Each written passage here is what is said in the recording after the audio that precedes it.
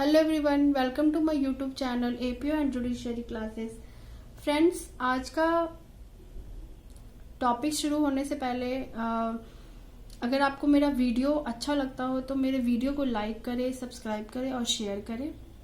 ठीक है, तो आज का जो टॉपिक है वो चैप्टर 7 से रिलेटेड है। इंडियन एविडेंस एक्ट के चैप्टर 7 से रिलेटेड है। चैप्टर 7 क्या कहता है? बर्डन ऑफ प्रूफ से जो रिलेटेड जो रूल है उसकी बात करता है चैप्टर 7। सबूत के भार से संबंधित जो नियम है उसको बताता है हमारा चैप्टर 7।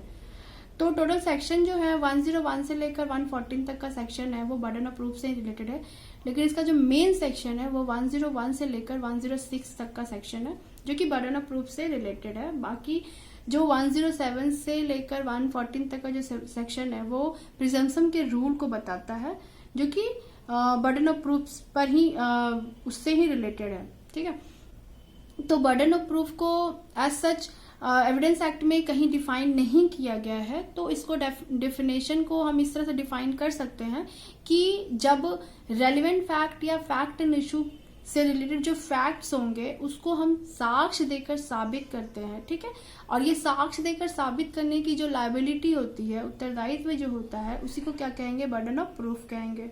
ठीक है, तो इसका 101 क्या कहता है कि whoever desires any court to give a judgment as to legal right or liability depend on that existence of facts which he asserts must prove that those facts exist. When a person is bound to prove the existence of any fact, it is said that the burden of proof lie on that person. ठीक है, general rule क्या होता है? General rule ये है कि सबूत का भार जो होगा, सबूत का भार किस पर होगा? उस पक्षकार पर होगा जो तथ्य के सकारात्मक पहलू का दावा करता है। ठीक है, as a general rule burden of proof lie of the party who substantially asserts the affirmative of the issue. जो कि सकारात्मक पहलू का दावा करता है उसी पर बर्डन ऑफ प्रूफ होता है। ठीक है, तो 101 में क्या कह रहा है कि जो न्यायालय, जो पक्षकार ये इच्छा प्रकट करता है, ठीक है, ये इच्छा प्रकट करता है कि न्यायालय जो है किसी तथ्य के अस्तित्व के बारे में विश्वास करे और उस पर क्या करे? निर्णय दे। ठीक है, तो वो पर्सन बाउंड हो जाएगा उस तथ्य को साबित करने के लिए जो उसने खुद कहा है। तो सबूत का भार किस पर होगा? उस व्यक्ति पर होगा जो न्यायालय से ये चाहता है कि उस तथ्य पर अस्तित्व के बारे में न्यायालय विश्वास करे और उस पर क्या करे? निर्णय दे। ठीक है, एग्जाम्पल इसका क्या है कि A desires a court to give a judgment that B shall be punished for a crime which A says B has committed. A जो है ये चाहता है न्यायालय से कि B को उस क्राइम के लिए पनिश किया जाए जो कि B ने किया है। ठीक है, तो यहाँ पे A को ही ये बात को साबित करना पड़ेगा। A must prove that B has committed the crime. A को साबित करना होगा कि B ने ही उस क्राइम को किया है। ठीक है, 102 क्या कहता है? On whom burden of proof lie, the burden of proof in a suit or a proceeding lie on that who would fail if no evidence at all were given on either side. 102 के अनुसार 102 क्या कहता है कि सबूत का भार किसी वाद या कार्यवाही में उस व्यक्ति पर होता है जो साक्ष्य देने में असफल हो जाता है। ठीक है, जो साक्ष्य देने में असफल हो जाता है उसी व्यक्ति पर क्या होगा?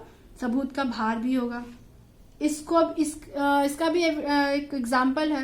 एग्जाम्पल अगर हम देखें तो इसको अच्छे समझ सकते हैं। ए ने बी पर एक लैंड के लिए क्या करता है कि वो सूट लाता है। ठीक है, ए जो है वो बी पर किसी लैंड के लिए सूट लाता है जो कि बी के पोजीशन में है। अब ए जो है किस आधार पर ये सूट लाएगा?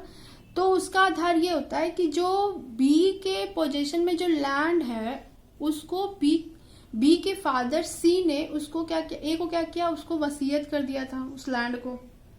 तो अब यहाँ पे ए और बी जो होते हैं दोनों ही साक्ष्य देने में असफल हो जाते हैं। दोनों में से कोई भी इस बात को प्रूफ नहीं कर पाते हैं।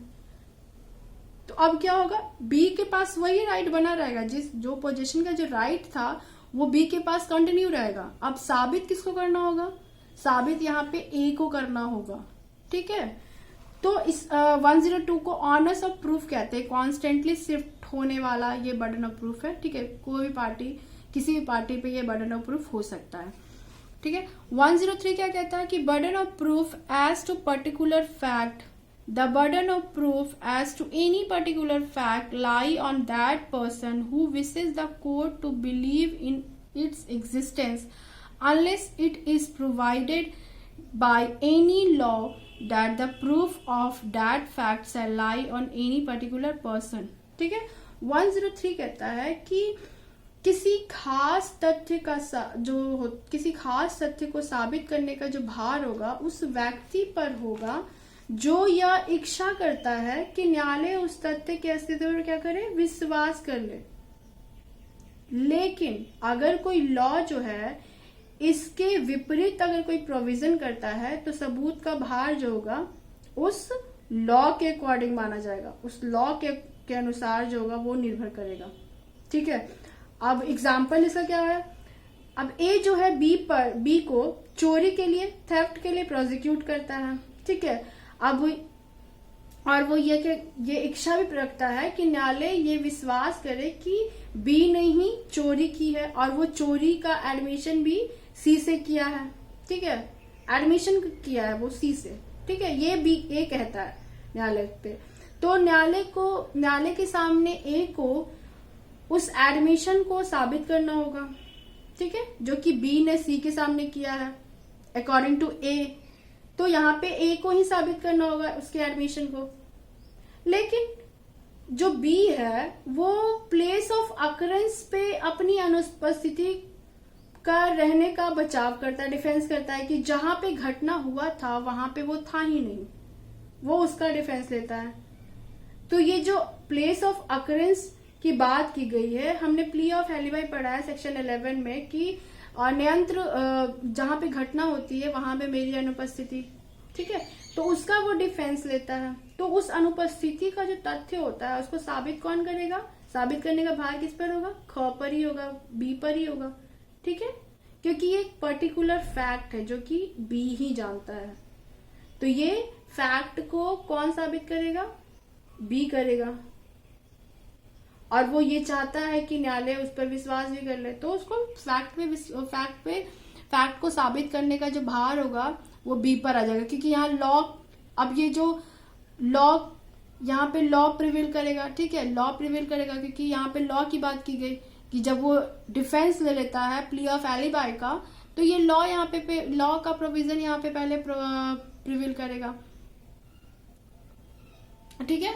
तो इस तरह से हमने बर्डन ऑफ प्रूफ का जो सेक्शन 101, 102, 103 जो कि बहुत इंपॉर्टेंट सेक्शन है उसको हमने डील किया, और नेक्स्ट वीडियो में हम आगे के सेक्शन को भी डील करेंगे। Thank you so much.